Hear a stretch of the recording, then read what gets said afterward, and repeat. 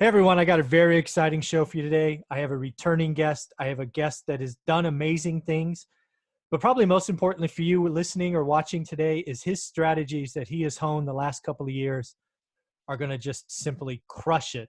And at least for the rest of 2020 and probably most of 2021.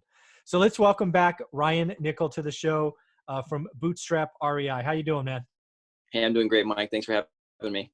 Absolutely. Just for the folks that maybe didn't see your first interview, which I think was 9 months ago, maybe a year. Uh, who, Gosh. yeah. Who is Ryan? What do you do? Where do you play? You know, all of that stuff to start. Yeah. So, first and foremost, I'm a dad of 5 kids, happily married. Yeah, I know, right? Life is busy. Your house is loud.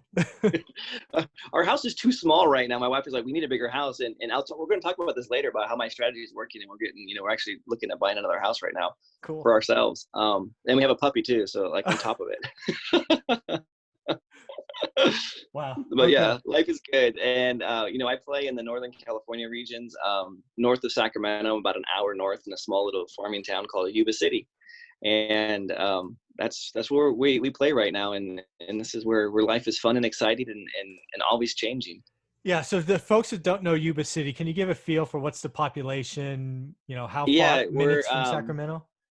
Yeah, we're about 45 minutes from Sacramento. We're Okay. 66,000 is our population. And then the Marysville there's a river cross over into Marysville. And that's probably about like, I want to say like 35,000. But the Okay. greater population is probably about 100,000 with all of the outliers that we have here. But yeah, it's a bedroom community to Sacramento for the most part. But Sure. there's a lot of farm, a lot of ag here, a lot of companies that supply produce for the world that are here. Right. Like one of them is SunSweet. Like I'm like, whoa, SunSweet's a huge company.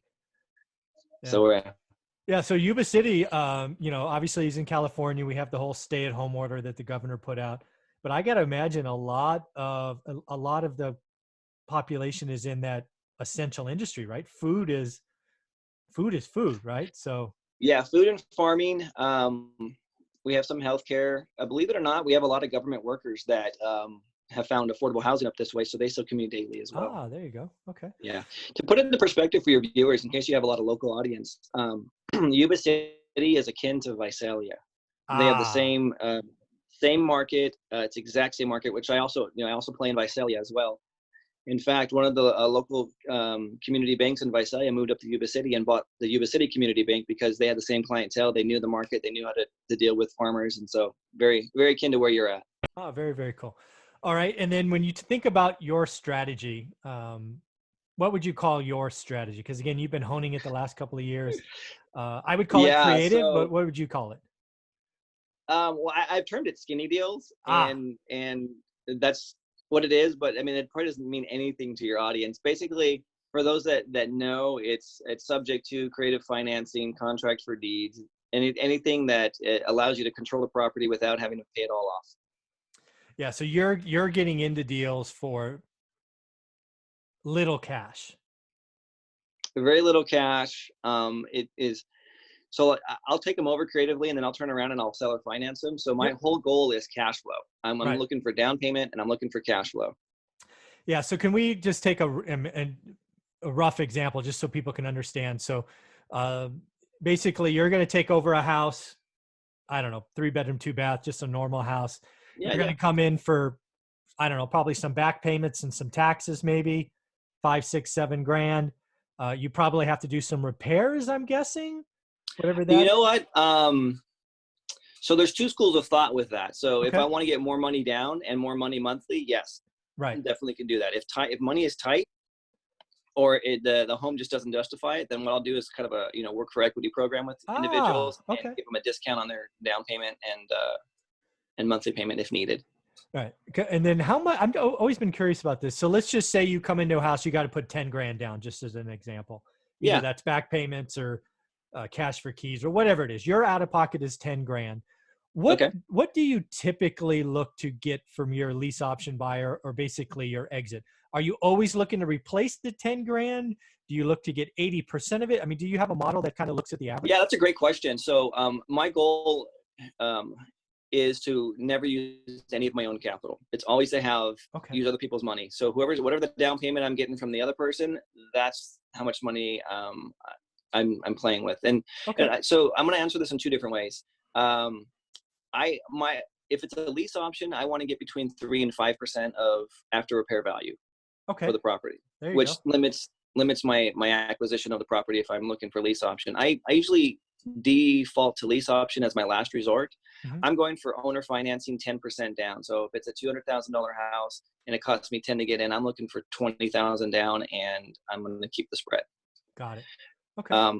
But to answer your question, so I rarely pull the trigger on a property that I know I don't have sold already, because I don't Got want to it. be out of money. Yeah. But I have in the past purchased properties because of cash flow, meaning that I would, it would take me maybe 3 or 4 months to catch up because the cash flow was so great, and I just couldn't Right. pass up the opportunity. Okay. And then, so again, then my next question was going to be, how long do you quote unquote control it until you exit? Is it literally the same day, or is it usually weeks or maybe a month? Like from when you control it to when you exit? When you mean exit, do you mean like that I step away from it completely, No. or? When your cash flow really starts, right? Oh, I gotcha.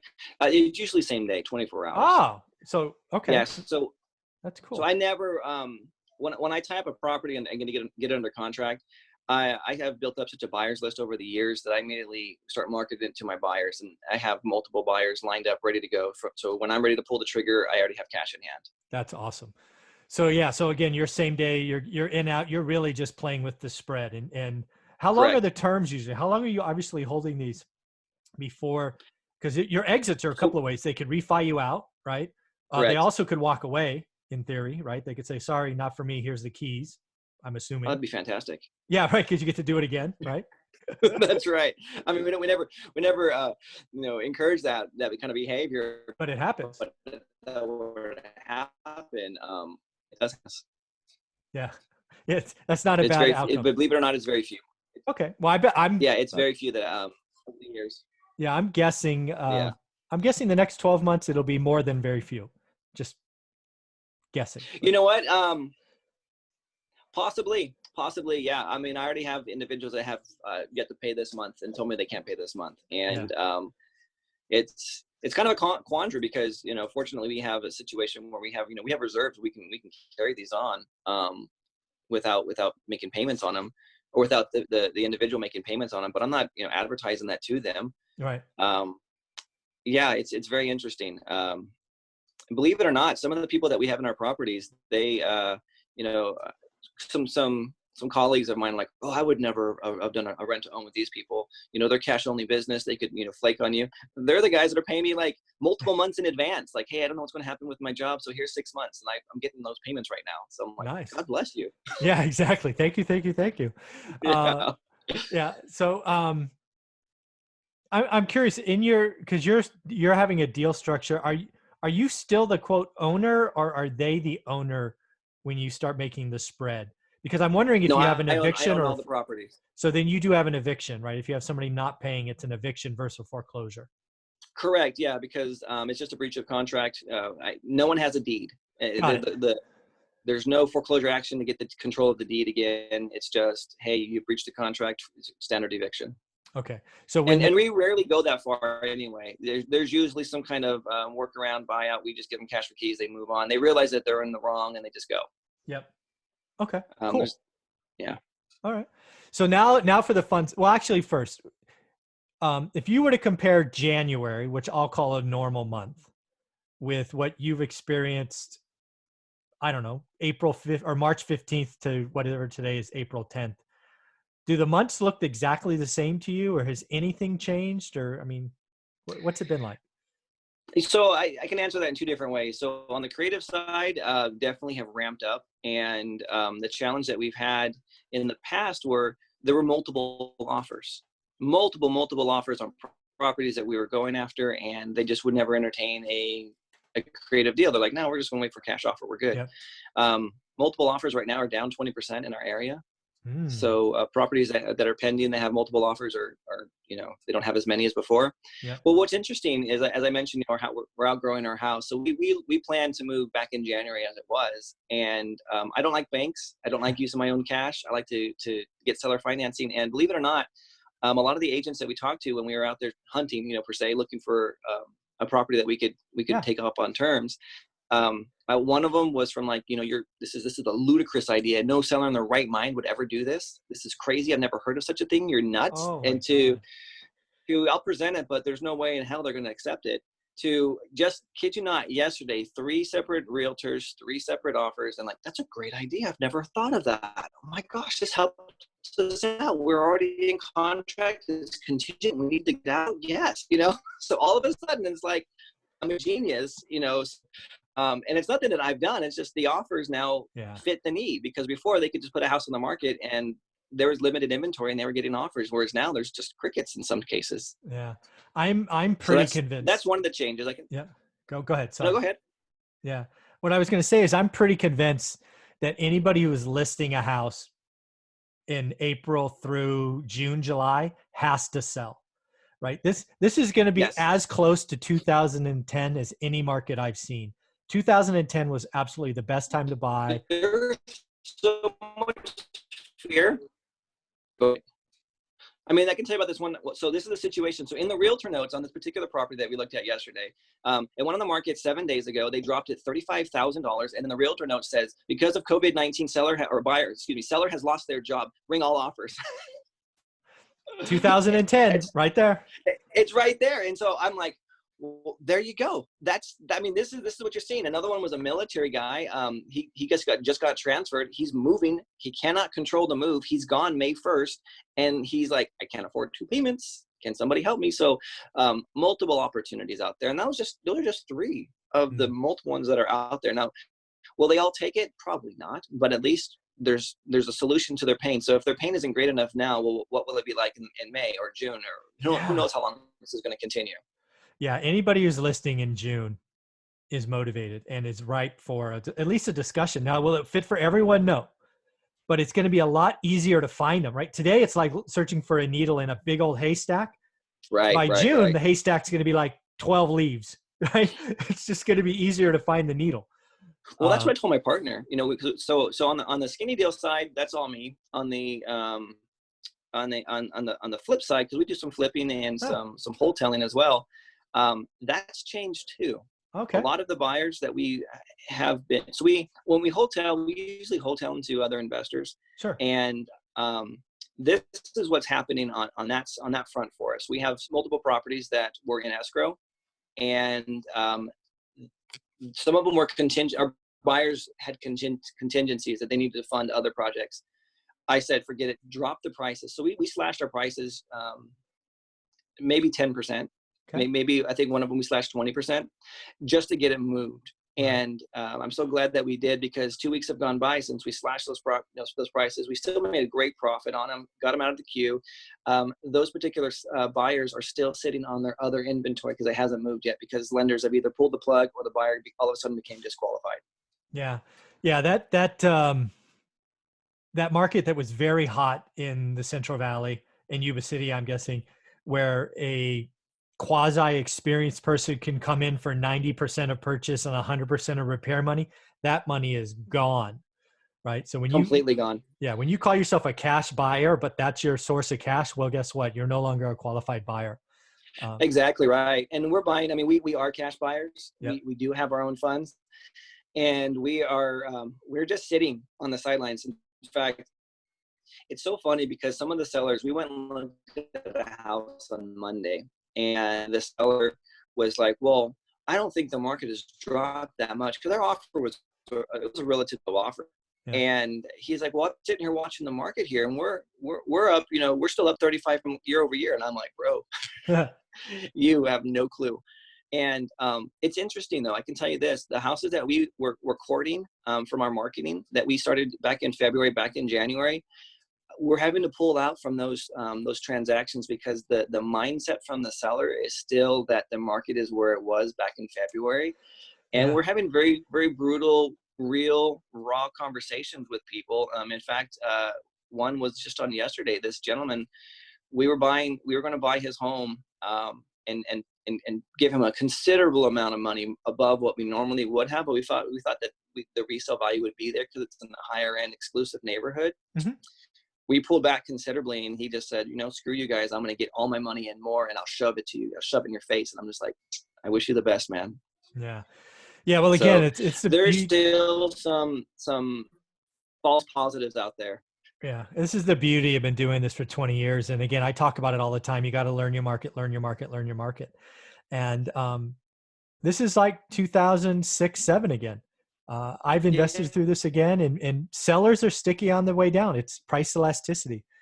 It totally is. That's why April is going to be slow. It's why transactions are going to be slow. Some sellers who don't have to sell will simply take their property off the market, right? If they don't have to sell, just take it off. I'll wait till September. That's great. It's funny. We're seeing that, and we're seeing withdrawals, but we're not seeing cancellations, which shows some kind of optimism in the market. I think some people think it's going to pass sooner than anticipated, which is interesting. Yeah, it's a cautious optimistic.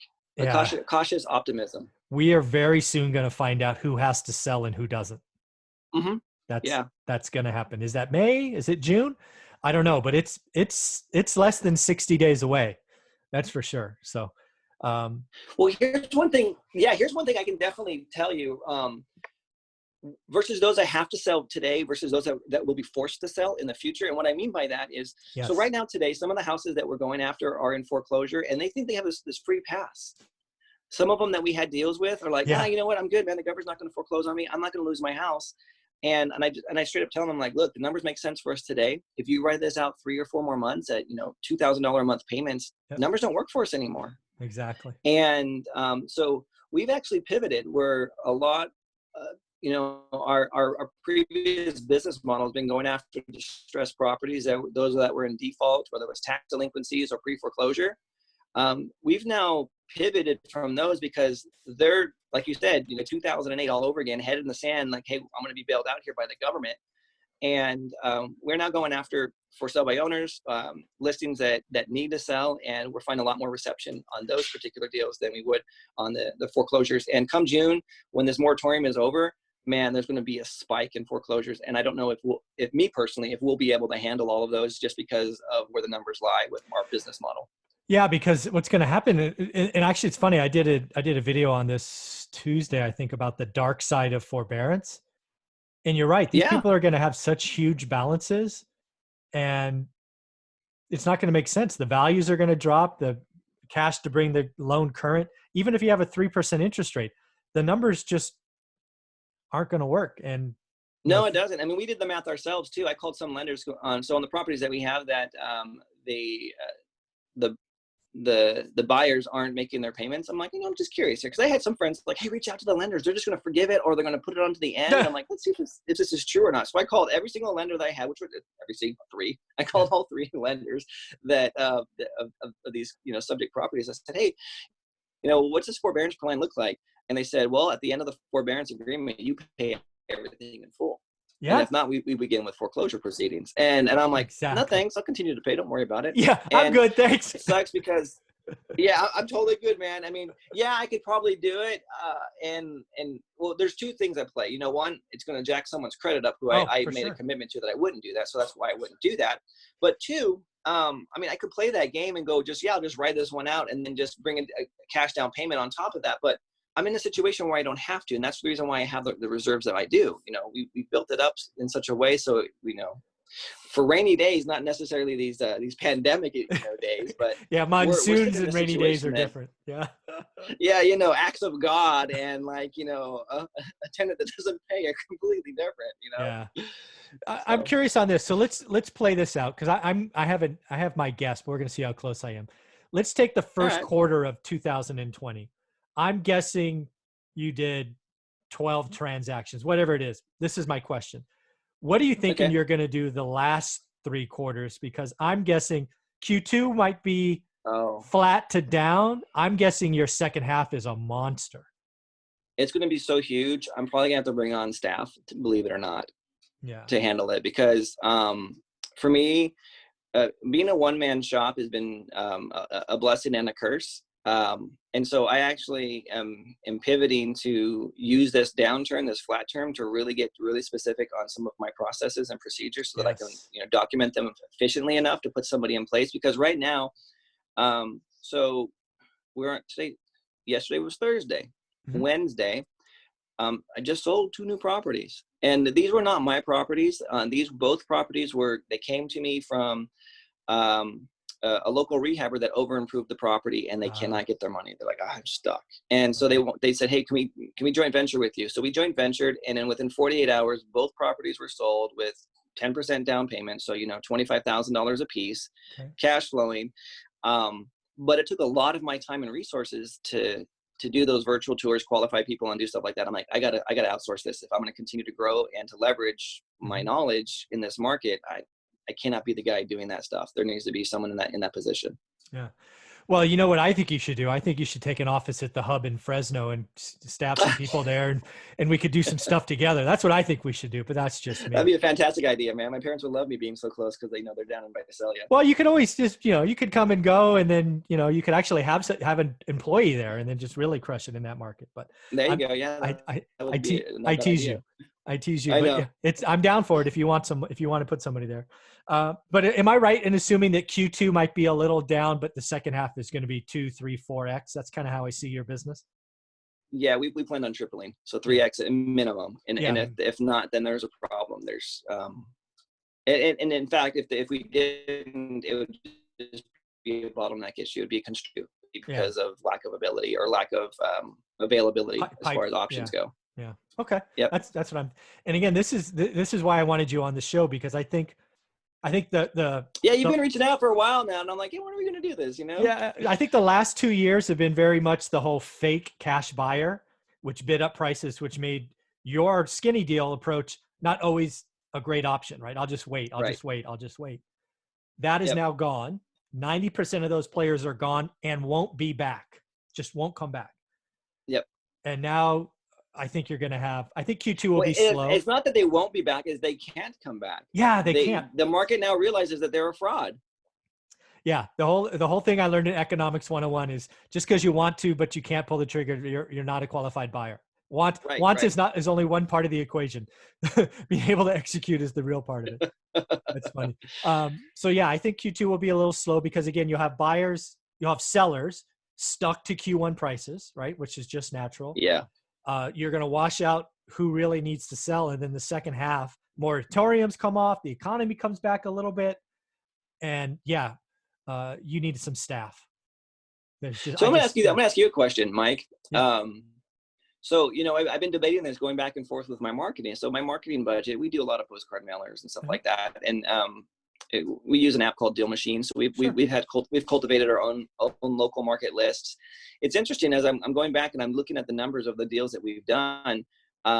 Very few have come from Deal Machine. We've gotten a lot of appointments, but to your point that we were, getting outbid by these guys that had, these funds that were available that are no longer available. And so we're debating internally, like, do we continue to market knowing that no one else is going to come and save these people, or are these buyers stuck on unrealistic prices and we just hold off on our marketing? Because when we looked at our stuff, a lot of our deals that we've been doing lately have been self-cultivated, just digging in and finding errors and probating property and doing that and been very profitable. Now the banks have closed, or excuse me, the courts have closed to probate right now, or it's on a very limited basis. And so it's like, crap, it's a catch-22. So I'm just curious on from your perspective, what do you do in the market? Are you just, are you opening the spigot even more, or are you being more selective? Well, I'll tell you exactly what I'm doing. And maybe it'll change if everybody copies it, but I'm looking at the market now and realizing that I think I'm going to fish in a new pond, and it's a pond nobody is marketed to. It's basically, I want to go market to people that bought a new home in the last 5 years. Those are the people I want to market. It's funny you say that. Yeah. That's where I'm going. Because, well, as of yesterday, mining the MLS and getting these responses, like, yeah, it's a fabulous idea. I was like, you know what? These are the guys that are in the most pain right now. The guys that have to sell. The one that just lost his job. The one that's a military transfer. Another one that just bought a house, new construction, closes on the new construction end of April, beginning of May, and would prefer not to have 2 mortgage payments. Yeah. I'm looking at a whole different category that I haven't looked at before.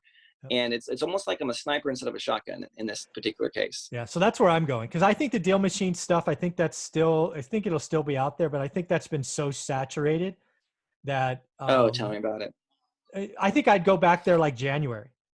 Well, I you know what want I'm to, doing is I'm going back to all my return deal machine postcards. there you go. I have literally hundreds and hundreds and hundreds of these things that have come back, and I haven't had the time to go back and do it, which I know is it's a gold mine right there. Yeah. And I'm like, this, and they're already hiding from somebody, so those are good opportunities instead of just doing the mass mailers. That's what I would do. I would be a sniper. But again, I think the biggest thing for me is anybody that's bought a new home in the last 5 years, because they're going to have a pretty decent interest rate. Yes. They had decent credit. They probably want to save that, right? And it makes sense to have a creative answer because not many people are going to come in and buy their stuff because they're competing for the exit with brand new properties, and they're like stuck. So that's where I'm going to be fishing. That's exactly right. And here's an interesting one that I started marketing to before this ever happened. This is back in December and January, and I found this. I believe this market right here is very akin to what you're saying. But this is how I looked at it. Was I pulled my list of active homes on the market, and then I compared them against properties that have less than 10% equity. Yeah, exactly. And so any property that's on the market less than 10% equity, we started marketing to those, and we picked up 3 of those. Yeah. From it just was like, oh yeah, we need to sell, we can't do it, and those are some of the kind of more heartbreaking stories, like divorce, or I mean, there's one that we haven't finalized it yet. There's he's a disabled vet, he's going into a home, he's losing everything, and it's just like he's just like, how do you comfort someone like that? Yeah. Well, you need to remove a pain, and getting out from under a several $1,000 payment that they can't make every month that gets reminded on the first helps. And Yeah. We offer debt relief. I mean, that's probably the biggest service that we give to people is debt relief. Yeah, in an environment where incomes are going down, that's helpful. You should feel good about that. So yeah, that's where I'd be hunting. 10%, less than 10%. Yeah, I'd hunt there all day long. And again, you don't need thousands of yes answers. A couple percentage points works for you. That's right. Yeah. So very cool. So I thought this is where this was going. I think you were well positioned. I think a lot of your quote unquote competition, I think a lot of them are going to go bankrupt because they're going to go back and keep doing the same marketing that they were doing. And oh man, my heart goes out for these We Buy Houses guys that have $35,000 franchise fees and stuff like that. I mean, we have one guy. I mean, I don't know, dude. He literally boasted at a bunch of our meetings. He's a cool guy. I mean, but he boasted about how he owns like 7 or 8 franchises here in the local market, and I'm just like, oh, man, the overhead must kill you. Must absolutely just kill you. And being a single person operator is a good thing today. I'm nimble. I can pivot. Yeah. So I don't know, man. It's a tough call. It's a very tough call. Yeah. For those guys. This will be again, the last 10 years were not real. It was fake. It was the longest expansion in history. All these all these people teaching wholesaling and flipping and all of that stuff. The greed came. Now we're going through the thinning process. Lots and lots of people will be hurt. But the strong will survive. More importantly, not the strong, but the creative will survive. And that's why I wanted to talk to you. It's because creativity will get you through 2020. So you can survive in 2000 and thrive in 2021. That's what I'm thinking. You're right. You're right with that. I mean, honestly, like at the end of the day, I mean, what am I doing? Is I'm buying pain and I'm selling solutions. Yeah, it's really what it comes down to. And the solutions are only as good as my creativity will allow me to. So the more creative I am, the more solutions I can provide, and the more solutions that are available, the more pain I can solve for people. Yeah. So Ryan, how can people follow you, be a part of Bootstrap REI? You do a lot of great stuff. How can people follow you? I appreciate that. Thank you. Probably the best place to find me is on Facebook. I have the Bootstrap REI Facebook group. Took a hiatus from there for a while. I realized that I needed to focus on my business. I'm glad I did. Really, I got centered and just, it was interesting. It's kind of like a labor of love, giving to a community and then also building my own business. When I took some time off, man, business exploded.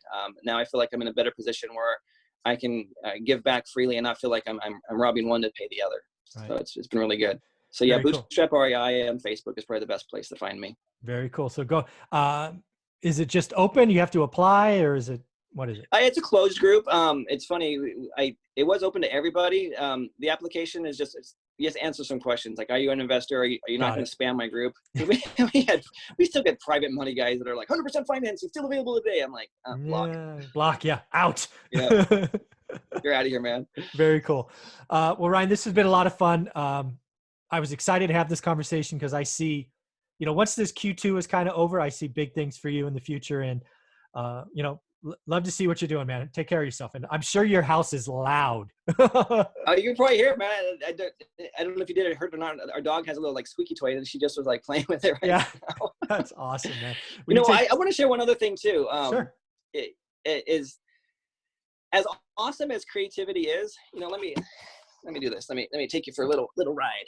Awesome. So, I think the whole thing is, he who educates dominates. Okay. Is probably one of the bigger things. And, I have a book, you have a book, Yep. This is Defending Yourself from Foreclosure. Nice. My third book is coming out. It's called Trouble Selling Your House. And I couldn't have thought of a better time for it to actually hit the market. No kidding. And, for people that are out there looking like, how can I have a creative advantage?